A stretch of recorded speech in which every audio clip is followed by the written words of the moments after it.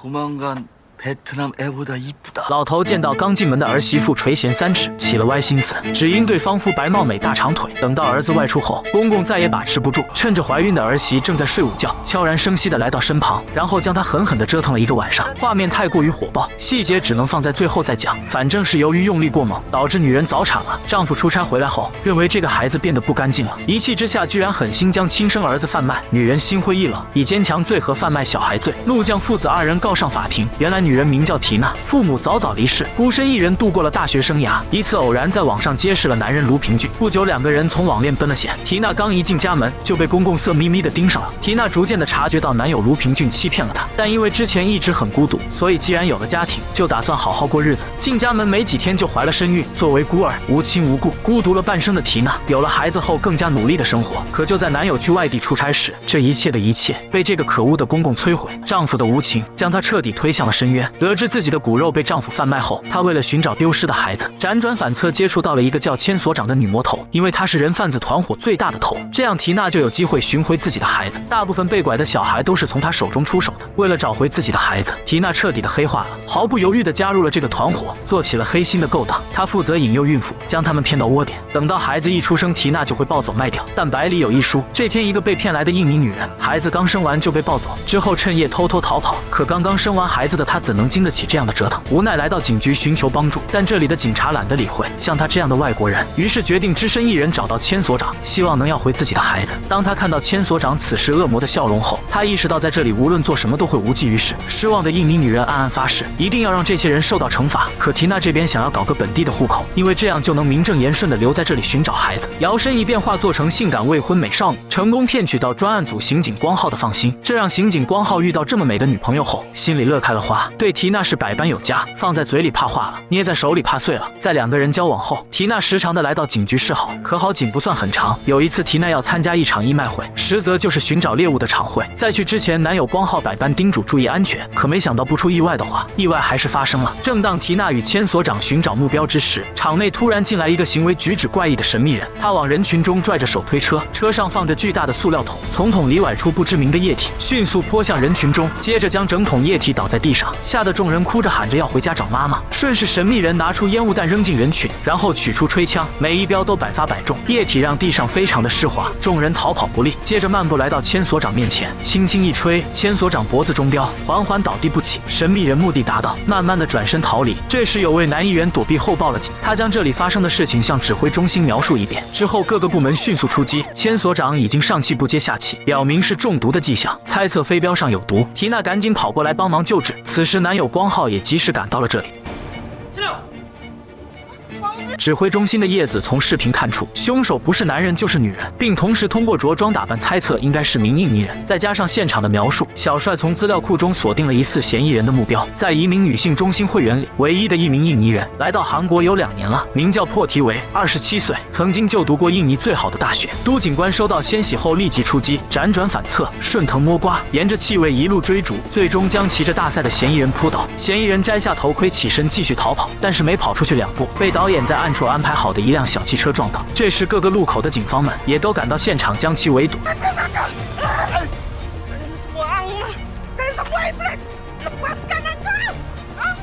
最终破提维被抓获，但这时都警官对叶子表示，那个叫缇娜的女人有些不寻常，因为当时在现场她故意说错嫌疑人逃跑的方向，并且无意间在缇娜的包包里看到了类似皮肤科的软膏，上面写着罗可。小普描述这种软膏通常是用来治疗痘痘的，孕妇是不能使用的，因为里面含有异维 A 酸成分，对孕妇极其不好。但可疑的是，缇娜跟警官光浩已经怀有身孕了呀，那反观想想他为什么要随身携带这种药物呢？叶子回想起在突发现场听到缇娜对千所长的细语，好像提到了什么账本和杀死的话语。当初破提维也说过类似这种话，这也掀起了对缇娜的疑心。随之小帅便在网上搜寻缇娜的资料，从出入境管理局登记的记录来看，缇娜29岁，黄头发，一开始以结婚移民签证来到的韩国，好像是和韩国一名男性结了婚，不久后与前夫一家打过官司。根据审判记录上查到，曾经缇娜控告过前夫的父亲强暴了自己，之后审判判决为过失，老公公无罪释放。从这以后，前夫一家就控告了缇娜。当然，靠这些给缇娜定罪还是不够的。光浩突然想起女友缇娜还在现场，迅速跑上楼去寻找，但缇娜这边在疯狂的翻找着什么。忽然听到男友的叫喊声，光浩诧异的质问，缇娜支支吾吾的有意躲避。 티나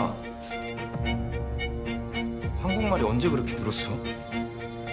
缇娜趁其不备，上前将光浩打倒，随后不顾挚爱她的男友逃之夭夭。还好都警官等人赶到现场，了解到是缇娜所为，便一溜烟追了出去，一路小跑没追上。但他看见缇娜钻进了一辆车里，虽然眼看着小车扬长而去，不过都警官在现场发现了遗留的烟头，他拿起来后闻了闻，对，没错，就是这个味，迅速报告给指挥中心。巧的是，目前现场监控和手机追踪很难有发现，但有一个老人说看到过那辆车经过。同时，警局这边也开展了对破题维的审讯，希望能从他的口中得知一些蛛丝马迹，并没有对他进行严刑拷打，三言两语的好话他就招了。破题维说出了事情的来龙去脉，自从毕业后就职在印尼一家韩国老板的公司上班，老板见他貌美如花动了心思，便强暴了他。不久后他就有了身孕，但就在他最无助的时候，一个越南的朋友把千所长介绍给了他。可万万没想到，这个千所长竟然比老板更恶魔。开始以为在这里遇见了好心人，等孩子生下来后就回老家养孩子。千所长将他留下来，承诺帮他生孩子，还给他做产后调理，谎言让破题维心里美滋滋。说着说着，千所长拿出了一瓶饮料，告诉他孕妇应该多补铁。这突来的温暖让他想都没想就一饮而尽，可没成想喝完后没过1秒就开始感觉晕乎乎的，不久后便一头倒了下去。等他再次醒来，已经被绑在车里，一路来到一处隐秘的地方。他回想起其中一个男人脸上有刀疤，还有经常看到一个金发的女人。被骗来的孕妇只要孩子一出生，就由这个金发女人过来抱走刚出生的婴儿，孩子一出生就不知道被带到了哪里，太可怕了。他为了保命乖乖的听他们的话，可有一天突然感觉肚子好痛，于是他们带来了一位医生，却不料他的流产导致孩子没了。之后破题维趁机逃跑了。当没有人为他做主的时候，他之所以才想到要报复这帮恶魔们，显然这个金发女人就是缇娜。但通过种种的调查，叶子认为缇娜肯定有她的难处，当时逃离时应该是在找什么重要的东西。随着小普来到库房，翻找在千所长那里收获的物品中，果然翻到一个秘密账本，账本中记录着全是购买婴儿的名单，名单上记录着数不胜数被交易的孩子们，有的是不孕不育的，有的是为了继承遗产而购买婴儿的，还有的是作为利用目的的。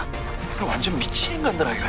同时这边也追踪到了缇娜逃跑的路线以及车辆的车号，警员们立即团体出击，顺藤摸瓜追踪到一处隐秘地点。3下5除2将看守的刀疤男拿下，戴上了冰凉的手铐。这里有很多被骗或者被拐来的孕妇。缇娜见状不妙，拉着一名将要临盆的孕妇逃跑。光浩等人看到了她身影，便尾随其后追了上去。然而没跑出去多远，孕妇就要生产了。很快警官们赶了上来，缇娜拿出一把剪刀抵住孕妇，威胁光浩放过她。此时的缇娜跟那帮恶魔们没什么两样，应该比他们更丑陋，但缇娜表示自己只是为了生存。看来她的孩子被拐卖是对的。 죽을 거면 당신 혼자 죽어. 지금 당신 모습이 어떤 줄 알아? 당신한테 악마짓 한 그 새끼들하고 똑같아. 아니, 더해. 그 아이는 차라리 입양된 편이 나았네. 당신 같은 엄마의 자식이 되느니. 叶子这边查到缇娜孩子的下落，可惜不幸的是被人领养后不久就夭折了。他把这消息传达给了都警官等人，对讲机里发出的声音，缇娜听得一清二楚。这时众人趁着缇娜发疯之际，一拥而上将其拿下。男友光浩亲手给缇娜戴上了手铐，他为了寻找自己失去的孩子，却去毁掉别人的家庭，不能因为自己的不幸就打在别人的身上。贩卖人口、拐卖婴儿，等待他将是牢底坐穿。此片就到这里，我们下期见。我是红苹果 ，See you。